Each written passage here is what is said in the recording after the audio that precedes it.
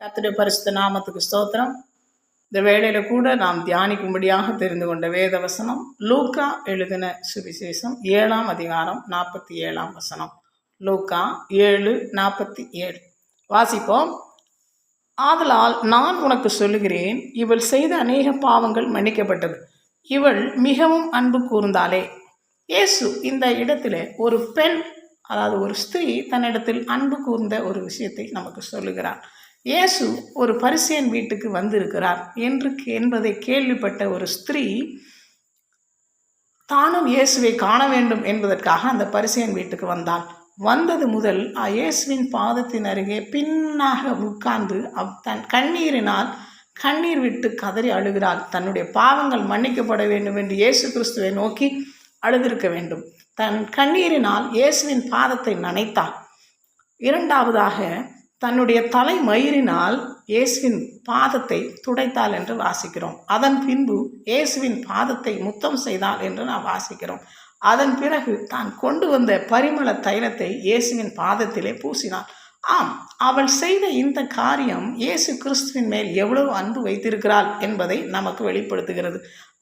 ஆனால் அப்படி செய்யும்போது அவரை இயேசு கிறிஸ்துவை விருந்துக்கு அழைத்திருந்த அந்த மனுஷன் நினைக்கிறான், என்னடா இவர் தீர்க்கதரிசியாயிருந்தா தன் பாதத்தை தொடுகிற ஸ்திரீ யார் என்று இவர் அறிந்திருப்பாரே, இந்த அம்மா பாவியை இன்று நம்ம எல்லாம் அறிந்திருக்கிறோமே அப்படின்னு நினைக்கிறார்.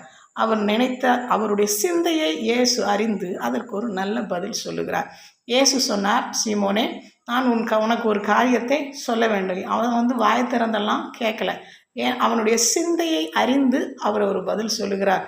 நாம் நினைக்கிறோம் நம்ம ஜெபிக்கும் போது கர்த்தரிடத்தில் பேசும்போது மட்டும் அவர் நம்ம கேட்குறாருன்னு. அப்படி இல்லை. நம்ம இருதயத்தில் சிந்திக்கிற எல்லா சிந்தனைகளுமே தேவனுக்கு வெளிச்சம். அவர் அறிந்திருக்கிறார்.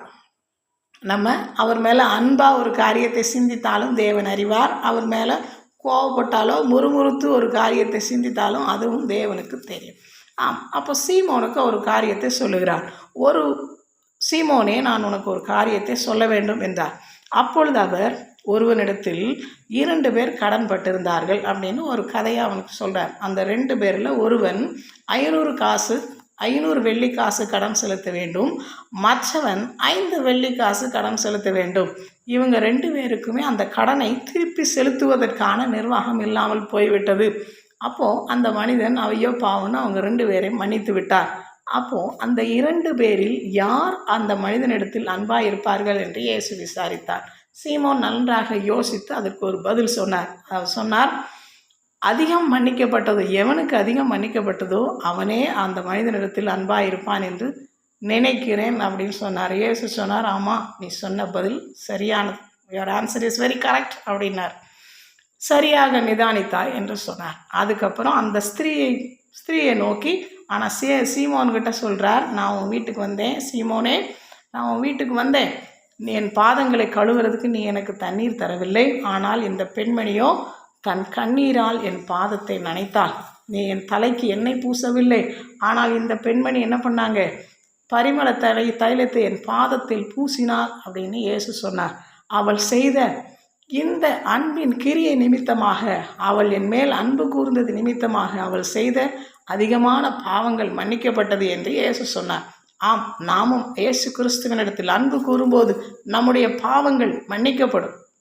ஏனென்றால் வேதம் தெளிவாக நமக்கு சொல்லுகிறது, தேவனாகிய கர்த்தரிடத்தில் உன் முழு இருதயத்தோடும் முழு ஆத்துமாவோடும் உன் முழு மனதோடும் உன் முழு சிந்தையோடும் அன்பு கூறுவாயாக என்பதே தேவன் நமக்கு கொடுத்த பிரதானமான கட்டளை. ஆம், நாம் தேவனிடத்தில் அன்பு கூறும்போது நாம் செய்த என் பாவங்கள் மன்னிக்கப்படும். அவர் நமக்கு அதிக பாவங்களை மன்னிக்கும் போது நாம் அன்பு கூறுகிறோம். நாம் அன்பு கூறும்போது நம்முடைய பாவங்களும் மன்னிக்கப்படுகிறது என்று இந்த வேத பகுதி தெளிவாக நமக்கு சொல்லுகிறது. ஆம், நாம் தேவனிடத்தில் அன்பு கூற வேண்டும் என்பதே அவர் நமக்கு கொடுத்த கட்டளை.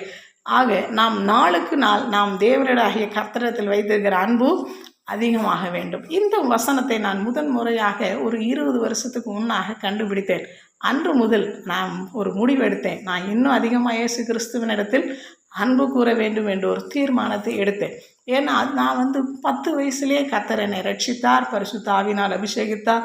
வாலிப பிராயத்தில் கர்த்தர் என்னை ஊழியத்துக்கு என்று தெரிந்து கொண்டார். ஆனால் எனக்கு அதுக்கு கீழ்ப்படியக்கூடிய ஒரு மனப்பக்குவம் இல்லாதிருந்தது. அதனால் நான் அப்போ ஆண்டவருடைய சித்தத்துக்கு கீழ்ப்படியாக போயிட்டேன்.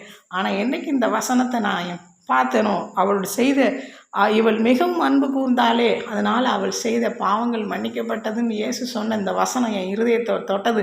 அன்று முதல் நான் இயேசு கிறிஸ்துவனிடத்தில் அதிகமாய் அன்பு கூற வேண்டும் என்று ஒரு தீர்மானத்தை எடுத்தேன். அது முதல் என்னுடைய ஆவிக்குரிய வாழ்க்கை மாறியது.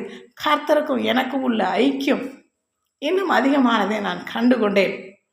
I have decided to love my Jesus. I have decided to love my Jesus. I have decided to love my Jesus. No turning back, no turning back, no turning back, no turning back. நாம் கர்த்தரிடத்தில் அன்பு கூறும்போது அவரும் நம்ம மேல் அன்பாயிருப்பார். மேலே அவர் வைத்திருக்கிற கிருபை இன்னும் அதிகமாகவும் கர்த்தர் நம்மை ஆசீர்வதிப்பார். ஆமென்.